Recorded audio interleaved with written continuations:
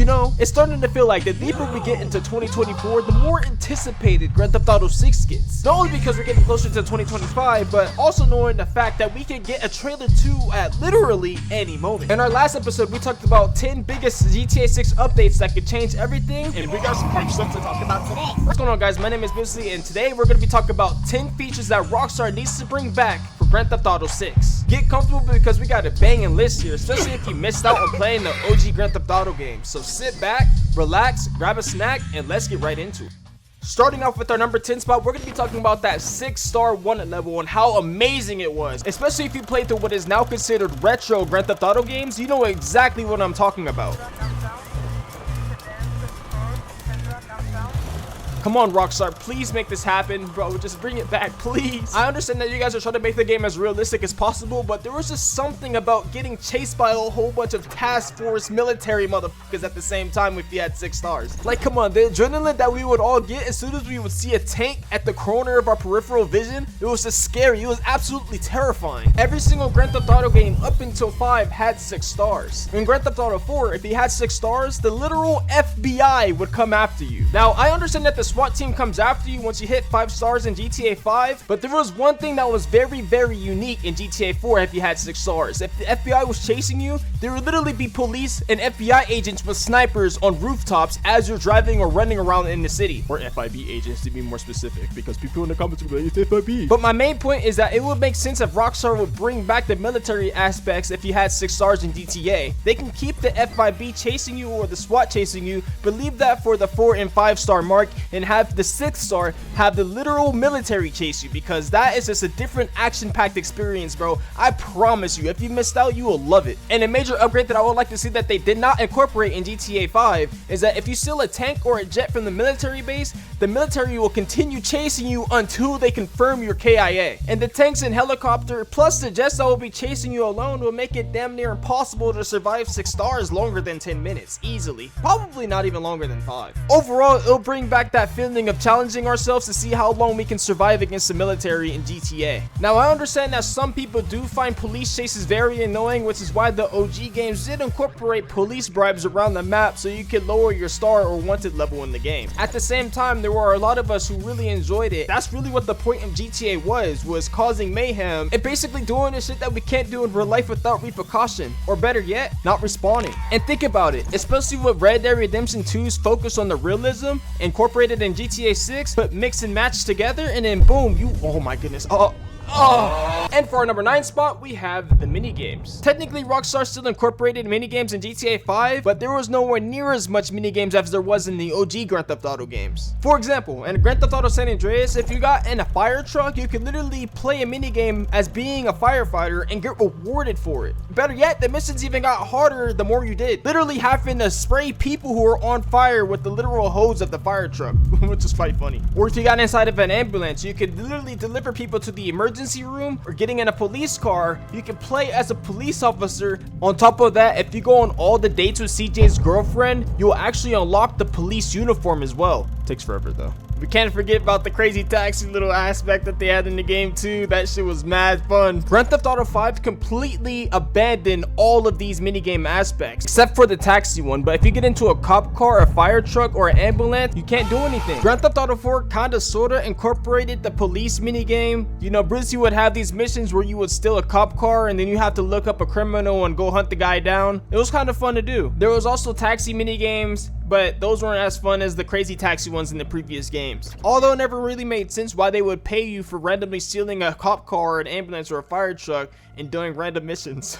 But that was the point. That's what made GTA feel like a video game. Now, in no way, shape, or form am I saying that Rockstar should completely abandon the whole realism aspect. I think that Rockstar should make GTA 6 as realistic and as arcadey as possible at the same time. Like, imagine GTA 4, GTA San Andreas, and GTA 5 all put together. Like, think about it. There's really a lot that they could do with this. It was seen in the leaks that Grand Theft Auto 6 is going to have their own parody version of Uber. Imagine downloading that app and doing crazy taxi type of missions with the Uber app. That would be funny as shit. I mean, this stuff literally just writes itself. Like, it's endless at this point. I mean, you would assume that they would be adding a lot more mini games, especially since they're using the RP aspects for GTA 6. So all we can say is we'll see. And with our number 8 spot, we have story mode DLCs. I understand that the game has yet to come out, but just hear me out real quick. Grand Theft Auto story mode DLCs is probably one of the biggest and best things that they've ever done. Introducing new characters, adding new cars, new weapons, new missions, you name it. Basically, they were just giving us an entire new storyline on the same map of the Grand Theft Auto game. Rockstar dropping Grand Theft Auto 4 episodes from Liberty City probably saved their ass, because they were working on Grand Theft Auto 5 for mad long, and if we never got a DLC for GTA 4, we would have been waiting a super long time for any new content. Speaking of which, Rockstar actually had numerous plans on dropping story mode DLCs for Grand Theft Auto 5, but we're gonna leave that for another video. And I understand a lot of people are gonna say, well, Rockstar has a lot of GTA Online DLCs, just play that. Well, you gotta think about it. Not everybody has internet access. Some people don't have internet. What if they want to play more? After you beat the game, then what? GTA 5 literally had no mini games outside of golf and darts. Are you telling me you're gonna play? Yeah, exactly. There's just so much that they could do with story mode DLCs, like an exclusive map expansion, or even just a little storyline. Like, something would make a lot more than nothing. You know what I mean? Like Grand Theft Auto Vice City Stories, for example. That game had this empire building element kind of similar to Saints Row that would literally make the game feel completely different from the normal Grand Theft Auto Vice City. Quick example, in Grand Theft Auto Vice City San Andreas, even if you bought a property, all it would do is generate you money. But in Grand Theft Auto Vice City Stories, you would have to raid a property, wipe out whoever's in it, and then take it over and keep that property up by having goons guard the place. And like in Grand Theft Auto San Andreas, there would be gangs that will try to come to raid your area or stronghold, and you would have to go defend it unless you have goons that are strong enough to defend it. We could literally just have like a 50-hour storyline DLC about some random gang member or some redneck and just show their journey. People will love that. The Ballad of Gay Tony literally introduced skydiving into Grand Theft Auto 4. Back then, when people seen that in the trailer, that literally made them want to buy that DLC solely because of that reason. My main point is make a story mode DLC with aspects that aren't in the normal version of the game. Giving us new technology or new things in general that isn't in the normal GTA 6 storyline, or even just having it to where you just buy an extension, that would be perfect. For all the damn updates you guys already do on the GTA Online itself, it shouldn't be that hard to do. That's all I'm saying. Number 7, we have dual wield weapons. Red Dead Redemption had it, San Andreas had it, better yet, Max Payne 3 had it. So there should be no reason why Grand Theft Auto 6 should not have dual wield weapon options. We already understand that Rockstar is working on having the best weapon mechanics in Grand Theft Auto 6 out of all of their games. What is the better way to do it than adding dual wield as an option? They could even do it similar to how they did it in Grand Theft Auto San Andreas, where you had to have the Hitman weapon level to even unlock the dual wield weapon option. And even then, it was a fire reward to have because it felt like you actually achieved something when you did it. Although I honestly wouldn't mind the Red Dead Redemption 2 route either, as long as you have 2 different types of handheld weapons. It could even be 2 of the same type of handheld weapons, but as long as you have 2 handheld weapons in your possession, you should be able to dual wield it. Matter of fact, while we're on the topic of dual wield weapons, since there's no reason for Rockstar to drop another Max Payne game, we might as well just add some of those abilities into GTA 6, like full-fledged Max Payne dive, slowing down time. Those abilities, they already kind of had abilities in GTA 5, but think about those abilities plus Max Payne abilities in GTA 6. Oh my goodness, it's probably like having a pepperoni bacon stuffed garlic knot. This ability could even be something we would have to unlock or even go to somebody to learn, like how in San Andreas we could go to people to learn how to fight, but we're going to talk about that in a minute. And no, there's no reason to go full on like John Wick mode, but they'll be kind of cool to see as well. But in my opinion, the best way to unlock this ability should be by going through some sort of instructor, and once you get to a certain level, you unlock that ability, or even by unlocking it by maxing out all the weapons at the shooting range. That would be a good way to unlock it as well. And for our number 6 spot, we have purchasing properties. Yeah, I understand that Grand Theft Auto Online allowed us to purchase properties, but I'm talking about in story mode. Technically in Grand Theft Auto 5 you can purchase properties. You can purchase garages or an airplane hangar, but I'm talking about like how in Grand Theft Auto San Andreas, how you could literally purchase literal houses. If Rockstar is actually being serious on making 70% of the game enterable, there should be no reason why we shouldn't be able to purchase houses in this game. I really do hope Rockstar took a hint on how the interior interiors of the houses look like in Dead Island 2 because they can really go crazy in GTA 6.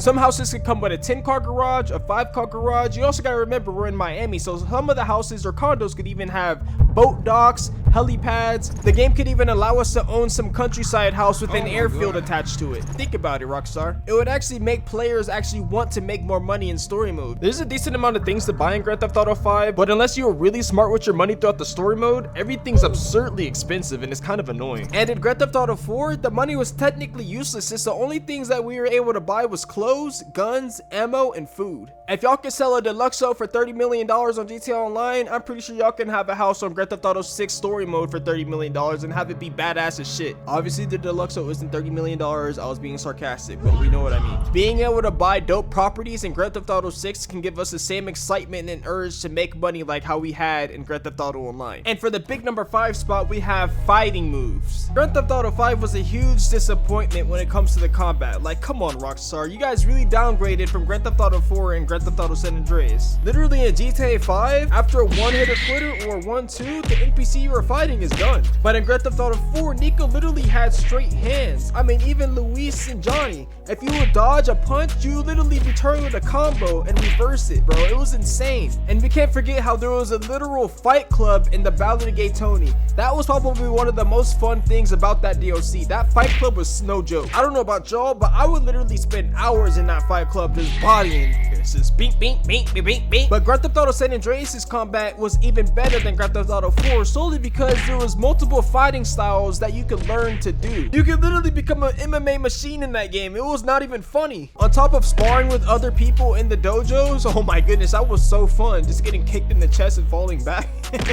They could also do it like how in San Andreas where you would have to be a certain strength or weight to even learn how to do certain fighting moves, which would make it very fire in GTA 6, I feel like. Because they could also incorporate it in Grand Theft Auto Online 2 or GTA 6 Online, whatever you want to call it. And if you fight other players, imagine fighting somebody who knows karate and you know how to box. That would be an interesting fight. It would definitely be something that no other game has done before. Although when it comes to the martial arts, I really think that GTA could make it feel like how it felt in Sleeping Dogs. That game did it perfect. Undescribable how perfect that game was. And hear me out, to make it even more immersive is by adding tournaments and fight clubs. I think that would make people want to fight even more in that game. Like, people already go to the casino in GTA 5 to bet, so why not have a betting aspect on players fighting each other in GTA 6 Online? Again, there's just so much that they can do with the combat in GTA 6, bro. We could go on for a whole video alone. All I really ask mainly is to make the combat at least kind of hard like how it was in Red Dead Redemption 2. Don't make the NPCs really easy to knock out. At least give us a little bit of a fight, you feel me? And with our number 4 spot, we have a very small feature that a lot of people forgot about, and that is the good citizen reward. In Grand Theft Auto 3, Vice City, and San Andreas, if you've seen a police officer chasing a criminal, and if you stopped the criminal and helped out the officer,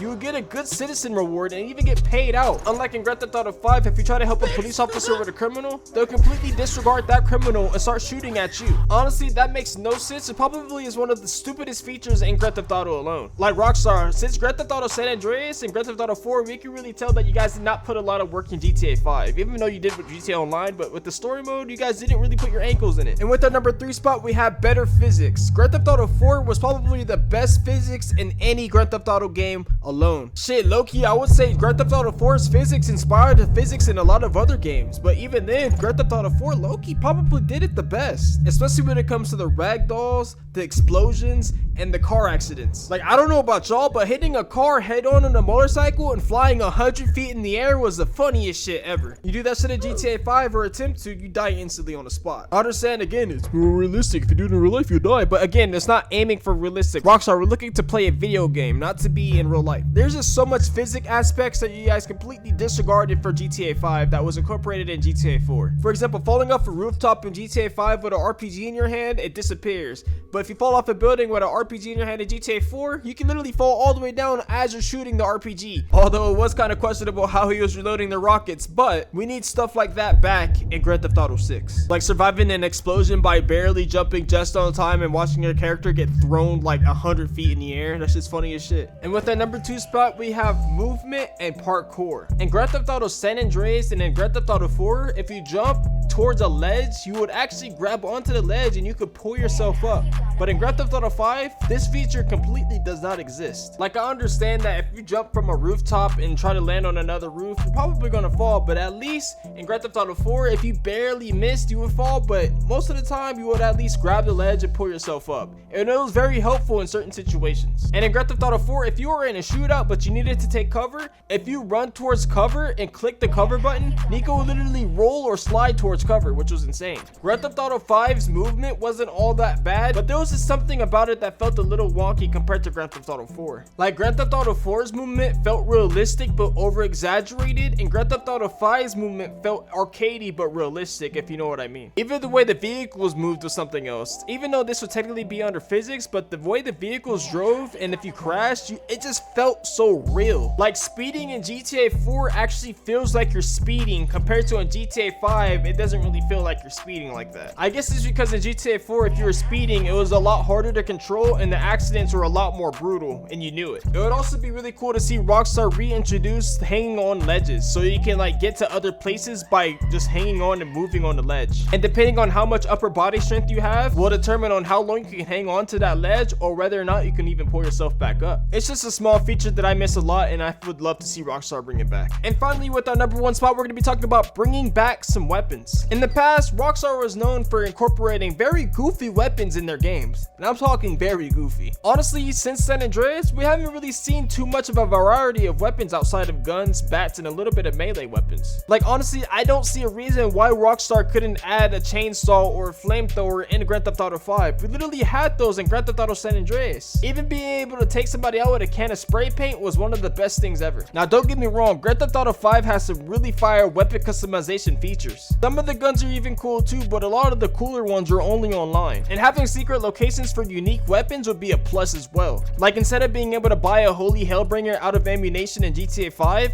you should be able to go get a gun like that out of like NASA or like whatever space station, whatever building that they have military base in Grand Theft Auto 6. My main point is it shouldn't be as easy to get every single weapon in the game. It should be very challenging to get some of the weapons in the game, especially if they're alien or advanced weapons. And to add even more flame to the fire, if you commit a crime with a gun, that gun will become hot if they find your shell casings, and then that one gun that you use will be wanted, and if you get caught with that gun, you will have to face repercussions like in 5M. That would be interesting. And if Rockstar decides to add gun dealers like they did in GTA 4, instead of buying a gun from an actual ammunition, you would have to be careful with what gun you buy from the dealer and make sure it doesn't already have bodies on it. Or even if some weapons get marked as stolen police M4, stolen police 9mm, you know what I mean? Stuff like that. And also with the feature of only having higher class weapons at military bases like RPGs, explosives, along with higher class machine guns like miniguns, etc. I personally think that it would be amazing to have a lot of these guns be a lot rarer compared to in the past games, because you're not just going to see a civilian walking on the street with an RPG or a minigun on a normal day, especially in Florida. I mean, you might actually, I don't know. But that's going to be just about it with this video, guys. If you guys did enjoy this video, make sure you guys like, comment, and subscribe, especially if you guys are new to the channel. And if you guys made it this far, comment down below which one of these features that you would like to see in this game as well. I really want to know what you guys are thinking. Let's see if we're on the same page here. I personally just cannot wait to give you guys the best Grand Theft Auto 6 content on YouTube. Like, I'm just so excited for this game. You guys have no idea. If you guys are fans of GFUEL, remember you guys can use code MIZ at checkout to receive 30% off on your orders. And I want you to remember this one thing. There's only one of you. I love you. Peace.